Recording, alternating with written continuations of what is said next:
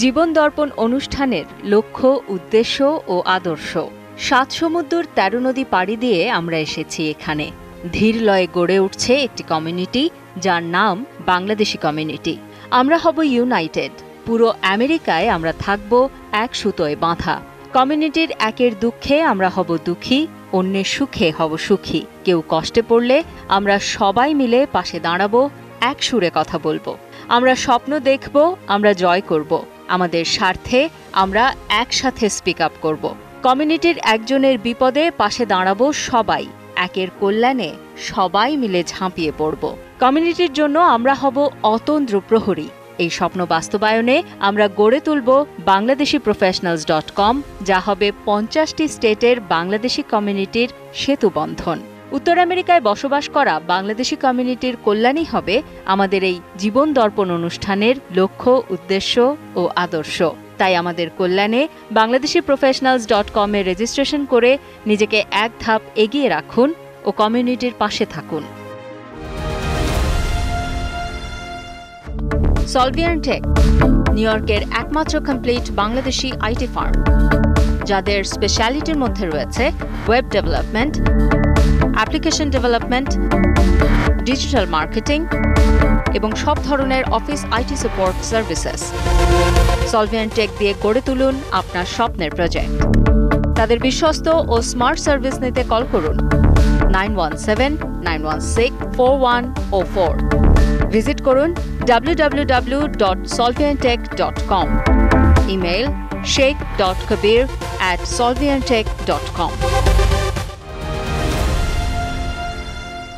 ছোট থেকে বড় হওয়ার পথে প্রতিটি বাচ্চা নানা রকমের সাইকোলজিক্যাল চেঞ্জের মধ্যে দিয়ে যায়। ফিজিক্যাল চেঞ্জ চোখে দেখা গেলেও সাইকোলজিক্যাল চেঞ্জ বা মেন্টাল চেঞ্জ নিয়ে যে এক্সারসাইজটা করা হয় তা একেবারেই কম। বাচ্চাদের ফিজিক্যাল ও সাইকোলজিক্যালি বেড়ে ওঠার অনেকগুলো ধাপ আছে। ধরুন 5 থেকে 6 বছর, 6 থেকে 10 বছর এবং 12 থেকে 18 বছর পর্যন্ত ধাপে ধাপে আসে সাইকোলজিক্যাল চেঞ্জগুলো। 18 বছর বয়সের পর থেকে মানুষকে অ্যাডাল্ট ধরা হলেও বাস্তবে সাইকোলজিক্যাল চেঞ্জগুলোর কনস্ট্রাকটিভ ফুলফিলমেন্ট পেতে আরও কয়েকটি বছর লেগে যায়। এই পুরোটি সময়ে অভিভাবকদের সতর্ক থাকতে হবে। ডিয়ার ভিউয়ার্স, আজ আমরা বাচ্চাদের সাইকোলজি নিয়ে আজকের আলোচনা সাজিয়েছি। আজকের অনুষ্ঠানে আপনাদের সবাইকে সাদর আমন্ত্রণ জানাচ্ছি। আশা করছি এই গুরুত্বপূর্ণ আলোচনাটি আপনাদের মনের অনেক প্রশ্নের জবাব দেবে। একদম শেষ পর্যন্ত আমাদের সঙ্গে থাকবেন সে আশা রাখছি। চলুন তবে আজকের আলোচনা শুরু করা যাক। অনুষ্ঠানে আপনাদের সঙ্গে রয়েছি নিউ ইয়র্ক থেকে শেখ এনামুল কবির লুলু, আর আমার সঙ্গে রয়েছেন আমি ফাহমিদা লিনা। আশা করছি অনুষ্ঠানের পুরোটা সময় জুড়ে আমাদের সাথেই থাকবেন। মিস্টার কবির, অনুষ্ঠানের শুরুতেই প্লিজ একটি প্রশ্ন করতে চাচ্ছি। বাচ্চাদের মনোজগতে প্রবেশ বলে একটি কথা আছে, আসলে বিষয়টি কি? দেখুন, বাচ্চাদের মনোজগৎটা কি সেটা আগে পরিষ্কার হওয়া দরকার।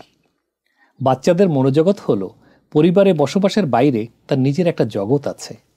সেই জগতে সে একাই রাজা, সেখানে স্বাধীন, সেখানে তার নিজের চাওয়া পাওয়ার কথাগুলো জমা রাখে। কত কত প্ল্যান সে সাজায়। কখনো সে দেশের রাজা রানী, কখনো বিচারপতি, কখনো সেনাপতি, কখনো মহৎ বাবা মা, কখনো হয়তোবা সাধারণ ঘর সংসারের মালিক, কখনো বন্ধুর হাতে হাত রাখার প্রবল ইচ্ছা, কখনো একাকী দূরে কোথাও চলে যাবার আশঙ্কা। এরকম নানা আশা আকাঙ্ক্ষা, চিন্তা ভাবনা যেখানে জমা হয় তার ঠিক ঠিকানা নেই।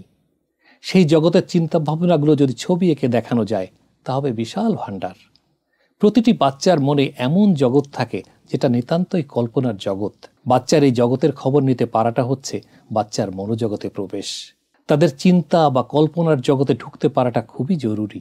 এই কাজটা তখনই প্যারেন্টসদের জন্য সহজ হবে যখন বাচ্চার প্যারেন্টসের সঙ্গে সম্পর্কটা হবে খুব ফ্রেন্ডলি। প্যারেন্টস যদি বাচ্চার সাথে খুব ক্লোজ হন তবে বাচ্চা সবই প্যারেন্টসের সাথে শেয়ার করবে। তার মনোজগতের চিন্তাগুলোকে তখন মা বাবা বুঝতে পারবেন এবং তারা প্রয়োজন অনুযায়ী ইনিশিয়েটিভ নিতে পারবেন। বাচ্চার জন্য কি করতে হবে তারা সহজেই ঠিকমতো বুঝতে পারবেন। এভাবে বাচ্চার জীবন সহজ হয়ে ওঠে, সুন্দর একটি ভবিষ্যৎ তৈরি করা সম্ভব হয়। খুব সুন্দর একটি আলোচনা শুনলাম, বিষয়টা অনেকটাই ক্লিয়ার হয়ে গেল। এবার একটু জানতে চাচ্ছিলাম, এই বাচ্চারাই যখন আবার টিনেজে পৌঁছায় তখন তাদের সাথে সবার বিহেভিয়ার, স্পেশালি প্যারেন্টসদের সাথে বিহেভিয়ারাল প্যাটার্নটা কিরকম হওয়া উচিত? দেখুন, বাচ্চা কি চিন্তা করে, কি চায়, কেমন করে পেতে চায়, কেন চায়, কেন ভাবে, মা বাবা হিসেবে আমাদের প্রথমেই সন্তানের এসব সাইকোলজিক্যাল বিষয়গুলো জানার ও বোঝার চেষ্টা করতে হবে। এটা জরুরি। 12 বছরের পর থেকে ফিজিক্যাল ও সাইকোলজিক্যাল নানা দিক নিয়ে মানুষের মনে কৌতূহল উকি দিতে শুরু করে। নিজের বডিকে তারা নানাভাবে বুঝতে শেখে। এই সময়টিতে তারা সেক্সুয়াল লাইফ সহ নানা বিষয়ে উৎসাহী হয়ে ওঠে। এই সময়টিতে এসব সেন্সিটিভ বাট ভেরি এসেনশিয়াল ব্যাপারগুলো তাদের সঙ্গে টেকনিক্যালি বা যতটা সম্ভব ওপেনলি আলোচনা করতে হবে। ফ্যামিলি থেকে এসব বিষয়ে সঠিক শিক্ষা দেয়া হলে, নেসেসারি আলোচনাগুলো করা হলে অনেক রিস্ক এড়ানো সম্ভব। টিন এজে ছেলে মেয়েদের ফ্রেন্ড, পরিচিত মানুষ কিংবা অনলাইন থেকে ভুল শিক্ষা পাওয়ার আগেই ফ্যামিলি থেকে সঠিক নলেজ দেয়া বেটার। যেভাবেই এক্সপ্লেন করি না কেন, সেক্সুয়াল বিষয়গুলো লুকিয়ে বা ভুল ব্যাখ্যা করে পজিটিভ রেজাল্ট কখনোই পাওয়া যাবে না।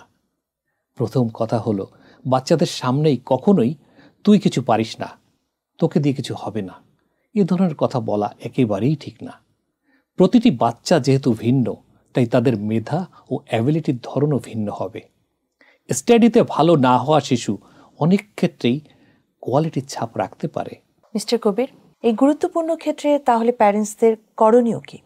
প্যারেন্টস ও ফ্যামিলির অন্য মেম্বারদের উচিত বাচ্চাদের ম্যারিট ও প্র্যাকটিসের ফিল্ড ইনভেন্ট করার আগ পর্যন্ত ফ্রেন্ডের মতো পাশে থাকা অথবা তাকে পথ দেখানো।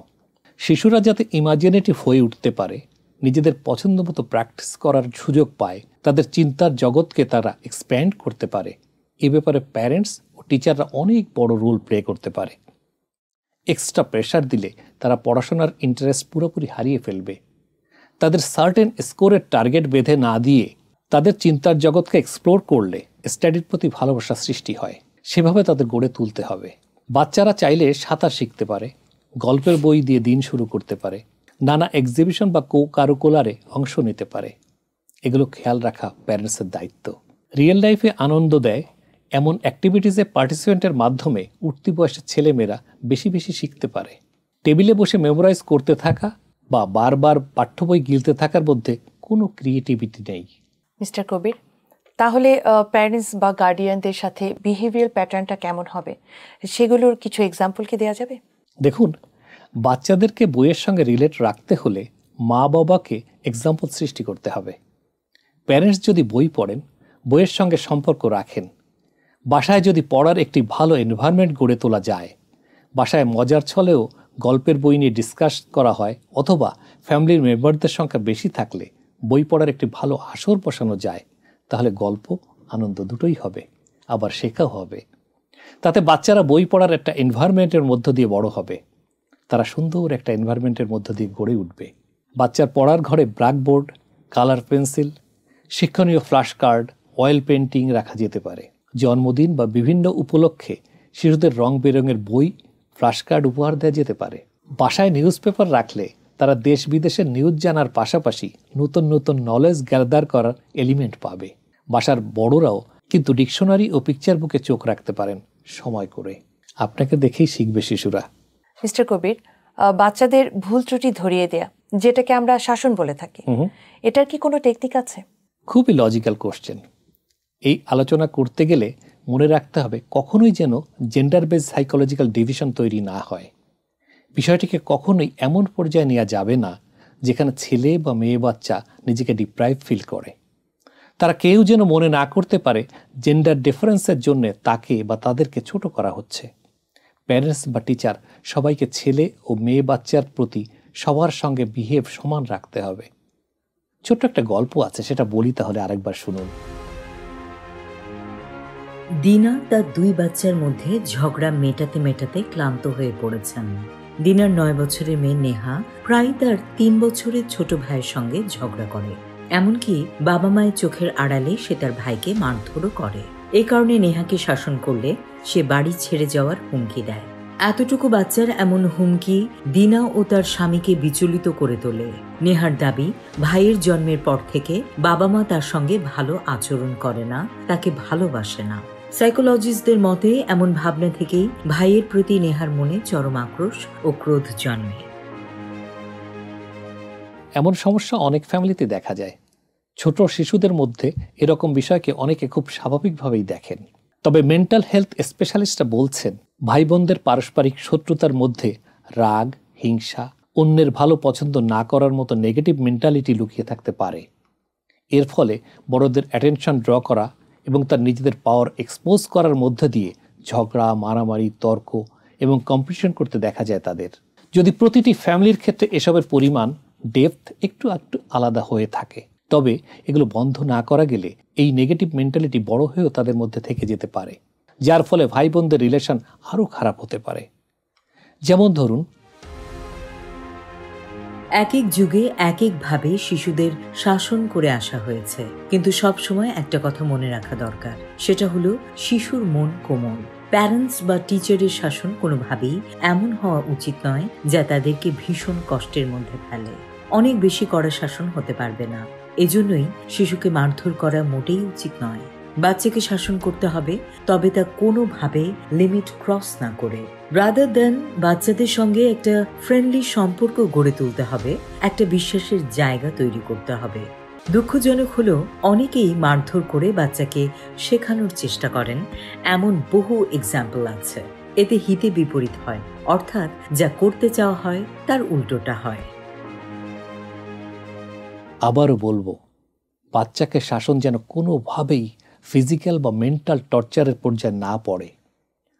লোকজনের সামনে তাদেরকে অপমান করা যাবে না, শিশুদের গায়ে হাত তোলা যাবে না, গালমন্দ করা কিংবা অন্য কোনো বাজে শব্দ ব্যবহার বা ভাষা থেকে বিরত থাকুন। এগুলো করলে বাচ্চার মনের উপর তার নেগেটিভ ইম্প্যাক্ট পড়বে, তেমনি আপনার বাচ্চাও শিখে যাবে। ফ্যামিলির পাশাপাশি বাচ্চার সুন্দর সাবলীল বেড়ে ওঠা কনফার্ম করতে প্রতিটি স্কুল কলেজের রোল আছে। ফ্রাজিল ফাইন্যান্সিয়াল ক্রাইসিসে থাকা ফ্যামিলির বাচ্চা লাইফ এডুকেশন ইনস্টিটিউটের মেন্টর ও কাউন্সিলরের ভালো রোল প্লে করতে পারে। মিস্টার কবির, বাচ্চারা অনেক সময় ঝগড়ায় জড়িয়ে যায়, তখন প্যারেন্টসদের আসলে কার পক্ষ নেওয়া উচিত বা নেওয়া উচিত কিনা? আসলে খুব চমৎকার প্রশ্ন। খুব ছোট্ট করে বলবো, এখানে একটা কথা শক্তভাবে মনে রাখতে হবে, তা হলো প্যারেন্টস কোনোভাবেই মেয়ে বা ছেলের পক্ষ নিতে পারবেন না। অর্থাৎ বাচ্চাদের যে কোনো ঝগড়া বা কম্পিটিশনে মা বাবা নিউট্রাল থাকবেন, দুই পক্ষের কথা শুনবেন। নিশ্চয়ই দুইজনের কিছু ভুল ত্রুটি বের হবে, সেই ভুল ত্রুটি ধরেই দুজনকেই সরি বলানোর ব্যবস্থা করা যেতে পারে, অথবা দুজনকে হ্যান্ডশেক করানো যেতে পারে, অথবা দুজন দুজনকে আদর করে দেবে এমনটাও বলা যেতে পারে। প্রয়োজনে খাবার নিয়ে একজন আরেকজনকে খাইয়ে দেবে, এটাও করা যেতে পারে। একজন আরেকজনকে আদর করে খাইয়ে দেবে, এতে সুন্দর ভালোবাসার একটা সম্পর্ক তৈরি হবে। বারবার বোঝাতে হবে বোনের গুরুত্ব কি বা ভাইয়ের গুরুত্ব কি। বোঝাতে হবে তার একটিই তো ভাই বা বোন, এছাড়া তার আর কেউ নেই। ফলে এই বোন বা ভাইকে আদর করতে হবে, সম্মান করতে হবে। বড় হিসেবে কার কি রেসপন্সিবিলিটি সেটা বোঝাতে হবে। ছোট হিসেবে কেন বড়দের ওবে করতে হবে, কেন বড়দের কথা মেনে চলতে হবে সেটা বোঝাতে হবে। সন্তানদের মধ্যে এই ধরনের রেশারেশি বা কম্পিটিশন হলে তা বন্ধে গার্ডিয়ানদের কোনোভাবেই কঠোর অবস্থানে যাওয়া যাবে না, তাতে ভালোর চেয়ে মন্দ হতে পারে। এই ধরনের সমস্যা দূর করতে গার্ডিয়ানদের নানা টেকনিক নিতে হবে। বড় ভাই বা বোন তার ছোট ভাই বা বোনকে নানা রকম খেলনা, এমনকি বর্ণমালা বা সুন্দর ছড়াও শেখাতে পারে। বড় সন্তানকে এমন সুযোগ দিলে নিজের মধ্যে নিজের দায়িত্ব সম্পর্কে একটা ফিলিংস তৈরি হবে। এতে বড়দের প্রতি ছোটদের সম্মান করার ট্রেন্ড তৈরি হবে, আবার দুজনের মধ্যে রিলেশনটা ক্লোজ হবে। এছাড়া প্রতিদিন বাচ্চাদের এমন কাজ করতে দিতে হবে যা তারা মিলেমিশে করতে পারে। এর ফলে তাদের মধ্যে দলগতভাবে কাজ করার ট্রেন্ড বা ফিলিংস গড়ে উঠবে। এছাড়া কিভাবে মিলেমিশে তাড়াতাড়ি কাজ করা যায় তাও তারা শিখতে পারবে। ডিয়ার ভিউয়ার্স, ছোট্ট একটি বিরতি নিচ্ছি, কোথাও যাবেন না প্লিজ, আমাদের সাথেই থাকবেন। সলভিয়ান টেক, নিউ ইয়র্কের একমাত্র কমপ্লিট বাংলাদেশি আইটি ফার্ম, যাদের স্পেশালিটির মধ্যে রয়েছে web development, application development, digital marketing এবং সব ধরনের office IT support services. Solvian tech দিয়ে গড়ে তুলুন আপনার স্বপ্নের প্রজেক্ট। তাদের বিশ্বস্ত ও স্মার্ট সার্ভিস নিতে কল করুন 9179164104। ভিজিট করুন www.solviantech.com। Email sheikh.kabir@solviantech.com। আবারও স্বাগত জীবন দর্পণ অনুষ্ঠানে। আমাদের সাথে থাকার জন্য অনেক ধন্যবাদ। মিস্টার কবির, এবারে একটি ভিন্ন প্রশ্ন। একটি পরিবারে যখন একটি নতুন শিশু জন্মগ্রহণ করে, তখন দেখা যায় যে প্রথম সন্তান যে থাকে তার মাঝে রাগ, কান্না বা ডিনায়াল এগুলো বেড়ে যায়। এমন অবস্থায় করণীয় কি? খুব ভালো কোশ্চেন। এটা অনেকটা কমন বিষয়। ছোট নতুন বাচ্চা জন্মের আগ থেকে তার জন্মের কথা বড় বাচ্চাকে বলা জরুরি। তাদের একথাও জানাতে হবে যে যখন তার ছোট ভাই বা বোন জন্মাবে তখন সিচুয়েশন কিছুটা চেঞ্জ হতে পারে, কারণ তখন বাবা মাকে নতুন বাচ্চার প্রতি কেয়ার নিতে হবে, তাকে বেশি দেখাশোনা করতে হবে। এজন্যে বড় বাচ্চার প্রতি মা বাবার দেয়া সময় কিছুটা কমে গেলেও মা বাবার চেষ্টা করা উচিত বড় বাচ্চাকে সেই না দেয়া সময় পুষিয়ে দিতে। তাই ছোট সন্তানের জন্মের আগে তার জামা কাপড় ও খেলনাপাতি কেনার বিষয়ে বড় সন্তানের সঙ্গে ডিসকাস করা ও তার সাজেশন নেওয়া ভালো। এর ফলে বড় বাচ্চার মধ্যে রেসপন্সিবিলিটি গড়ে ওঠে এবং যে ভাই বা বোনটি দুনিয়াতে আসছে তার প্রতি একটি প্লিজেন্ট ফিলিংস তৈরি হবে। দেখুন, নতুন বাচ্চা জন্মের পরে বড় বাচ্চার প্রতি অবভিয়াসলি কিছুটা অ্যাটেনশন কম দেয়া হয়ে যেতে পারে। সেক্ষেত্রে এই গ্যাপটা ফুলফিল করার উপায় কি? দেখুন, ছোট সন্তানের জন্মের ঠিক পরপরই বড় সন্তানের বাবা বা গ্র্যান্ডমা বা গ্র্যান্ডপার কাছেই বেশি সময় থাকে। ফলে তারা নিজেরা একটু ডিপ্রাইভ মনে করতে পারে। তাদের মনে হতে পারে যে মা তার প্রতি ঠিক মতো নজর দিচ্ছে না বা সময় দিতে পারছে না। এক্ষেত্রে বাবা বা বাড়ির অন্য বড়দের বেশি সময় দিয়ে সেই সময়টাকে কাভার বা ফুলফিল করতে হবে। মিস্টার কবির, আমরা প্রায়ই দেখি বাবা মারা নিজেদের সন্তানদের মাঝেই কম্পেয়ার করার একটি প্রবণতা দেখা যায়। যেমন বলে, তোমার বড় ভাই বেশি ভালো বা পড়াশোনায় বেশি ভালো, বা তুমি কম বুদ্ধিমান, বা ছোট ভাই বেশি রেসপন্সিবল। এরকম অনেক ধরনের কম্প্যারিজন চলে আসে। আবার অনেক সময় দেখা যায় নিজেদের সন্তানকে আরেকজনের সন্তানের সাথেও আমরা কম্পেয়ার করি। এটা আসলে কতটুকু করা উচিত বা এটা কি ধরনের প্রভাব ফেলতে পারে? আসলে বাবা মায়ের প্রতিটি সন্তানই ইউনিক ও ক্যারেক্টারিস্টিকের হয় এবং নিজেদের মতো করে তারা জীবনের পথে এগিয়ে যায়। প্রত্যেক বাচ্চার আলাদা আলাদা লক্ষ্য উদ্দেশ্য থাকে এবং তার সঙ্গে তাদের নিজেদের এক্সপেকটেশন ও অ্যাসপাইরেশন যুক্ত থাকে। এক্ষেত্রে মা বাবার পক্ষ থেকে এমন কিছু মন্তব্য করা উচিত নয় যাতে বাচ্চাদের মধ্যে কম্পেয়ার করা হয়। যেমন ধরুন, যখন ও তোমার মতো বয়সে ছিল তখন সে নিজের জুতোর ফিতে বাঁধতে পারত, এমন বলা মোটেই ঠিক হবে না। এর ফলে বাচ্চারা নিজেদের কম যোগ্যতার অধিকারী বলে ভাবতে থাকে। নিজেদের সেলফ কনফিডেন্টের উপর এর বড় রকমের একটা ইম্প্যাক্ট পড়ে। এমন কম্পেয়ার করলে অনেক সময় দুই ভাই বা দুই বোনের মধ্যে কিংবা ভাই বোনের মধ্যে হেট সৃষ্টি হয়, একজন আরেকজনকে হিংসা করতে থাকে।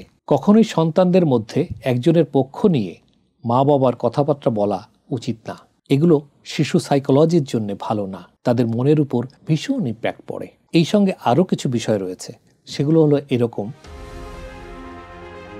প্রতিটি বাচ্চাকে তার নির্দিষ্ট জায়গা দিতে হবে। যতদূর সম্ভব পারা যায় প্রতিটি ভাই বোনকে তাদের নিজস্ব জায়গা দেওয়ার চেষ্টা করতে হবে। বাড়িতে দুটি সন্তানের জন্য যদি আলাদা আলাদা ঘর নাও থাকে, তাহলে একটা ঘরেই এমন ব্যবস্থা করতে হবে যাতে তারা তাদের নিজের জিনিসপত্রগুলো নিজের মতো করে ইউজ করতে পারে। অন্যের জিনিসে হাত দিতে গেলে যে মিনিমাম কিছু রুলস অ্যান্ড রেগুলেশনস মানা দরকার, সে বিষয়ে তাদের শিক্ষা দেওয়া জরুরি। যেমন অন্যের জিনিস নেওয়ার আগে তাকে জিজ্ঞাসা করা বা অন্যের টয় নিয়ে খেলার পর তা ক্লিন করে রাখা, এটসেট্রা। এর মধ্যে দিয়ে তারা শিখতে পারবে কিভাবে অন্যের প্রতি রেসপেক্ট দেখানো যায়। প্রত্যেক বাচ্চার সঙ্গে কিছুটা সময় একা কাটাতে হবে। মা বাবার চেষ্টা করতে হবে তাদের প্রত্যেকটি বাচ্চার সঙ্গে কিছুটা সময় একা কাটানো। এর ফলে রেগুলার ওয়ার্কিং টাইমের বাইরে তাদের জন্য এক্সট্রা কিছু টাইম স্পেন্ড করতে হবে। এর ফলে মা বাবার কোনো সন্তানই নিজেকে ডিপ্রাইভড মনে করবে না, বরং মা বাবাকে একান্তে কাছে পেয়ে নিজে খুশি হবে, বেশি হ্যাপি ফিল করবে। সন্তানদের অ্যাঙ্গার চাপা দেয়া ঠিক নয়। বাচ্চাদের যে অ্যাঙ্গার রয়েছে তা স্বীকার করতে হবে এবং সে বিষয়ে কথাবার্তাও বলতে হবে। এর ফলে মা বাবা একটা ধারণা করতে পারবেন যে কেন বাচ্চার মনে নেগেটিভ ফিলিংস দেখা দিচ্ছে। এই ধরনের ফিলিংস থেকে তৈরি হওয়া কোয়ারেল করার মেন্টালিটি আলোচনার মাধ্যমে ঠেকানো পসিবল। ক্রাইম করতে পারে এমন পরিস্থিতি এড়িয়ে চলা জরুরি। ফিলিংস এবং প্র্যাকটিক্যাল কাজ যে এক জিনিস নয় সে বিষয়ে বাচ্চাদের শিক্ষা দিতে হবে।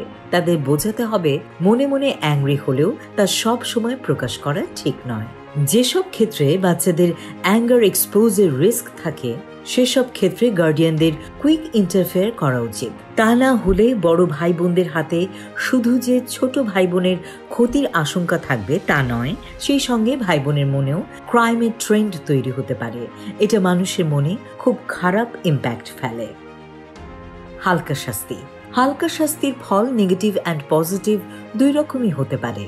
যদি দেখা যায় যে বাচ্চারা নিজেদের মধ্যে লড়াই ঝগড়া করছে, তাহলে তাদের কিছু সুযোগ সুবিধা, যেমন সপ্তাহের শেষে টিভি দেখা বন্ধ করে দেয়া যায়। যখন তারা ঝগড়া করবে না তখন তাদের সুযোগ সুবিধা আবার ফিরিয়ে দেয়া যাবে। গুড বিহেভিয়ারের প্রশংসা করা। বাচ্চাদের গুড বিহেভিয়ারের প্রশংসা করা ও রেকগনাইজ করা জরুরি। এর ফলে বাচ্চাদের মধ্যে গুড বিহেভ করার ট্রেন্ড বেড়ে যায় এবং তারা বারবার অমন বিহেভ করতে চায়। ফাইন্যান্সিয়াল বন্টনের জন্য সুষ্ঠু ব্যবস্থা করা। আর্থিকভাবে পারিবারিক সচ্ছলতা অনুযায়ী বাচ্চাদের মধ্যে সুযোগ সুবিধা খুব করে নিউট্রালি ও ট্রান্সপারেন্টলি ডিভাইড করা জরুরি। সেটা বুদ্ধি হতে পারে, খাবার দাবার থেকে শুরু করে টিভি দেখা বা গেমস খেলা পর্যন্ত। একদম শেষ পর্যায়ে একটি প্রশ্ন রাখতে চাই। সাধারণত আমরা সবাই জানি মারাই আসলে সন্তানদেরকে বেশি সময় দিয়ে থাকে। মারা তাদেরকে নার্সিং করছে, তাদেরকে খাওয়াচ্ছে, তাদের পড়াশোনাটা দেখছে। দ্যাট মিন বাবা কিছুটা কম সময় দিচ্ছে সন্তানকে। তারপরেও কিন্তু আমরা দেখি যে বাবা এবং মা তাদের দুজনের সাথেই সমানভাবে তাদের সম্পর্কটা বিল্ড আপ হচ্ছে। এটা আসলে কিভাবে সম্ভব হচ্ছে? অ্যাকচুয়ালি সন্তানের সঙ্গে মা বাবার ভাব বিনিময়, আদর যত্ন এগুলো এক্সপ্রেস টাইপে ভেরিয়েশন থাকলেও রিলেশন বিল্ড আপে দুজনেরই রোল থাকে। শিশুদের সঙ্গে মা বাবার রিলেশন বিল্ড আপ হওয়ার মূল কারণই হলো তারা তার বেসিক নিড পূরণ করেন। এটা বাচ্চাকে মা বাবার প্রতি কনফিডেন্ট করে তোলে।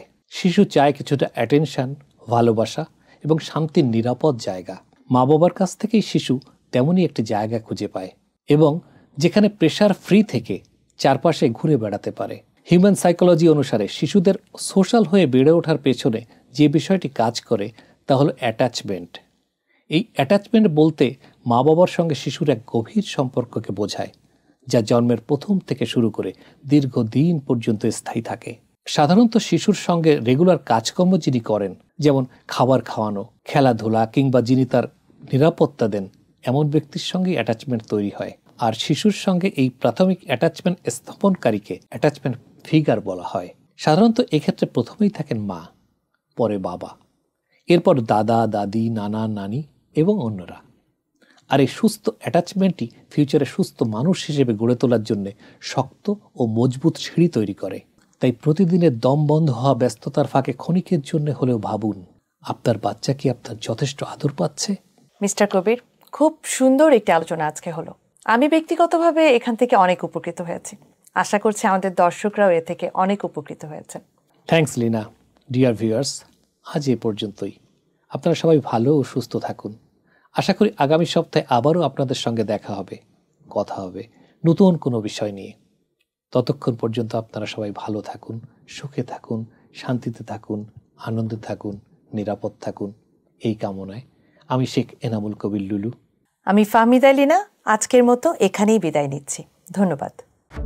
সলভিয়ান টেক, নিউ ইয়র্কের একমাত্র কমপ্লিট বাংলাদেশি আইটি ফার্ম, যাদের স্পেশালিটির মধ্যে রয়েছে web development, application development, digital marketing এবং সব ধরনের office IT support services. Solvian tech দিয়ে গড়ে তুলুন আপনার স্বপ্নের প্রজেক্ট। তাদের বিশ্বস্ত ও স্মার্ট সার্ভিস নিতে কল করুন 9179164104। ভিজিট করুন www.solviantech.com। Email sheikh.kabir@solviantech.com।